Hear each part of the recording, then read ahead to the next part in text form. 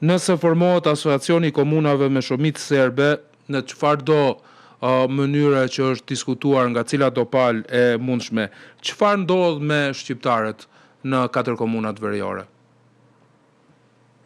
Po kjo nuk do të thotë, realisht nuk do të thotë kur gjë. Do të s'është asnjë gjë.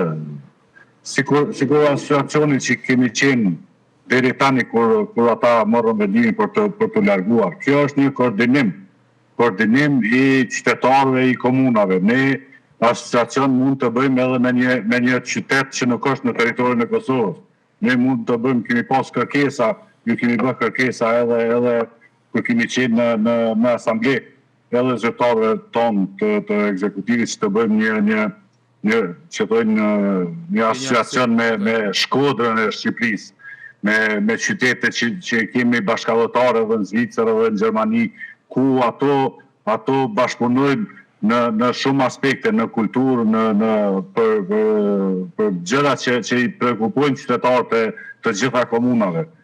Kjo normal nëse nuk ka kompetenca ekzekutive, edhe besoj që nuk do të ketë, atëherë nuk është cënim i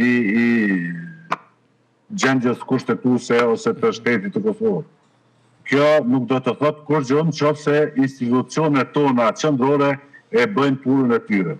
Nuk është normale tani 26 vite, i ki në Mitrovicën e Veriut më se 320 shtëpia të djegura, i ki më se tani këto 2 vite janë liru 120 apartamente që kanë qenë të uzurpuar. Ku kanë qenë këto para 1 viti, para 2 vite.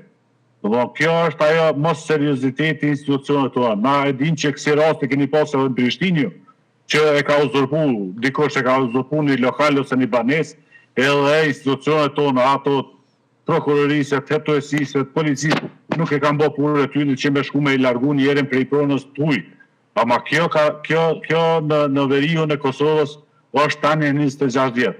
Edhe besoj që është momenti i fundit që institucionet tona edhe personat që i udhëheqin këto institucione që paguhen nga taksa paguesit e Republikës së Kosovës ta kryejnë punën për të cilën e marrin pagën mujore. Nuk jemi duke lyp diçka jo të arritshme, po diçka normale që ato e gëzon çdo qytetar i Bashkimit Evropian, edhe atje jemi nisë dhe kemi rrugën edhe ne për Bashkimin Evropian.